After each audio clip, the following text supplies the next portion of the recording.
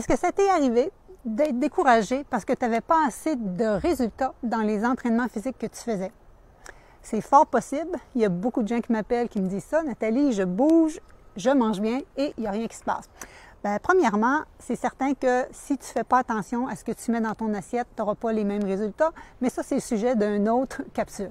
Aujourd'hui, ce que je voulais te partager, c'est 6 erreurs que tu fais dans tes entraînements qui t'empêchent d'avoir les résultats voulus et d'être vraiment au sommet de ta forme. Je suis Nathalie Rousseau, experte transformation santé, et ma mission depuis 30 ans, c'est de vous aider à être au sommet de votre forme, vraiment dans le plaisir. Et l'erreur numéro 1, c'est la fréquence d'exercice, c'est qu'on ne bouge pas assez souvent. C'est super si tu t'es inscrit à un cours de yoga, si tu t'es inscrit par exemple avec moi, là je donne des cours moi aussi de marche nordique ou quelque chose comme ça, mais si ça se passe rien qu'une fois semaine, 2 fois semaine à la limite, c'est pas vraiment ce qu'on veut. Ce qu'on veut, c'est bouger vraiment à tous les jours. Les nouvelles recommandations en activité physique depuis octobre 2020, c'est ce qu'on mentionne, moins de temps assis, plus de temps à bouger. Donc, si toi, tu dis, ben moi, je fais mon exercice de la semaine quand je vais en vélo 2h30 le samedi, puis après ça, je peux être sédentaire parce que j'ai fait mes heures d'entraînement, c'est pas vraiment comme ça que ça marche. C'est certain que c'est bon, mais c'est pas comme ça que ça marche, c'est pas comme ça que tu deviens bon. On vient bon en pratiquant. Si tu as déjà essayé d'apprendre la guitare, c'est pas en jouant une fois par mois que tu viens qu'à savoir jouer. Même chose en anglais, c'est avec la pratique qu'on devient bon. Donc vraiment la fréquence d'exercice, et c'est ce qui fait en sorte que les gens n'ont pas de résultats. Souvent, on se fait faire des programmes même par des kinésiologues ou des gens dans des gyms, puis ça dure toujours 1 heure. Puis là, il faut se rendre à cet endroit-là, il faut changer, puis ça fait que ça nous demande beaucoup de temps d'investi. Alors, on peut avoir des entraînements des fois plus courts qui peuvent donner des bons résultats et justement que ça nous permet de bouger plus souvent. Donc, ça m'amène à mon point 2. Souvent, on fait des entraînements qui sont trop longs. Je parlais avec une de mes clientes, Charlotte, qui disait, Nathalie, moi, avant, je m'étais fait faire un programme d'exercice. Je faisais ça 1 fois semaine et j'étais exténuée pour le restant de la journée. Elle dit, ce que j'aime avec tes entraînements, c'est court, c'est efficace, je me sens réénergisée à la fin. C'est ça qu'on veut. On bouge pourquoi? On bouge pour se réénergiser. Et c'est beaucoup la mode dans les dernières années, je te dirais même 5-10 ans, ou aussi parce que c'est notre fête de 40 ans, de 50 ans, on veut se donner un challenge de courir un 10 km ou d'aller faire un demi-marathon ou un marathon. C'est excellent, mais si c'est comme ça que tu veux perdre du poids, c'est pas la bonne solution. À la limite, les gens qui sont marathoniens, je veux dire l'exercice long en cardio, te fait perdre la masse musculaire au lieu de te faire perdre la masse adipeuse. Et toi, tu veux vraiment gagner ta masse musculaire.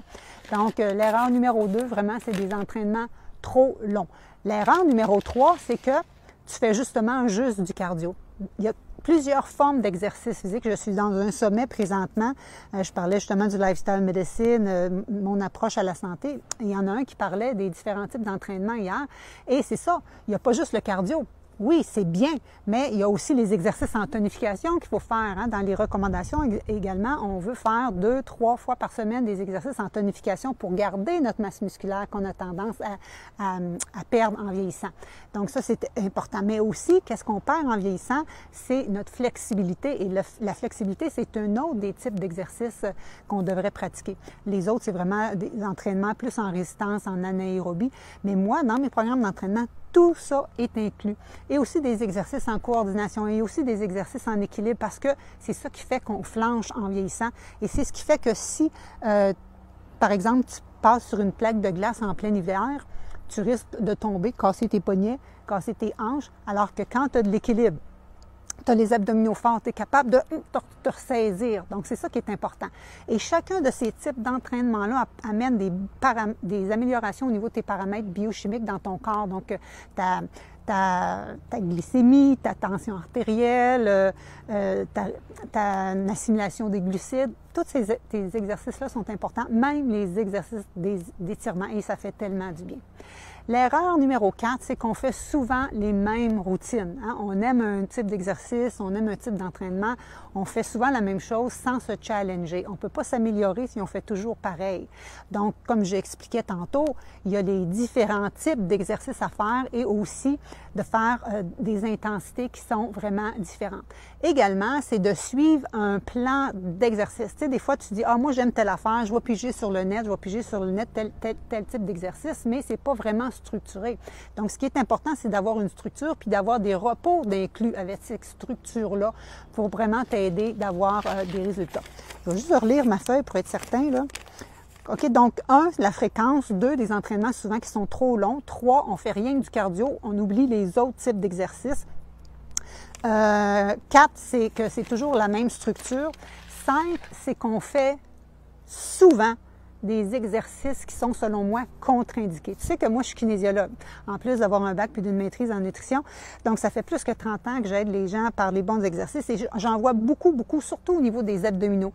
Donc, pour faire des abdominaux, nous, on veut un ventre plat. On a tendance à gonfler, à ballonner. Les gens me disent, Nathalie, j'ai épaissi avec les années, mais on veut un ventre plat, mais on entretient notre ventre ou on même fait popper notre ventre en faisant les mauvais exercices qui entretiennent aussi des douleurs dans le dos et des douleurs à la nuque. Donc, il faut vraiment s'assurer de faire les bons mouvements. Il y a aussi des mouvements pendant qu'on fait les push-ups. Des fois, les gens ils ont les épaules trop levées, ça vient qu'à créer des tensions au niveau de la nuque. Des gens qui viennent avoir des problèmes au niveau du dos quand ils essaient de faire des exercices, justement, la planche ou ces choses-là. Donc, vraiment, il faut s'assurer de faire les bons mouvements pour avoir de bons résultats.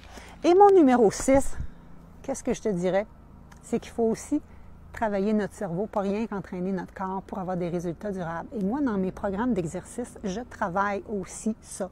Dans chacun de mes programmes d'entraînement, dans mon programme, par exemple, dans le 30 jours VG Happy and Fit qui va débuter dans les prochains jours, j'ai un mantra d'associer à chacun des circuits d'exercice pour vraiment aller faire changer oui, au niveau musculaire, mais au niveau aussi de tes neurones, de tes pensées, de tes croyances. Si toi, dans ta tête, que tu te dis, j'ai rien que des petits bras de poulet, je suis pas fort, je suis pas capable de faire des push-ups, bien, c'est ça que tu te répètes et c'est ça ta réalité et ça va être difficile de t'améliorer. Mais il y a des filles qui sont pas capables de faire des push-ups. Ils ont de la misère à en faire 1, 2, puis à la fin de 30 jours, ils sont capables d'en faire 30, 35.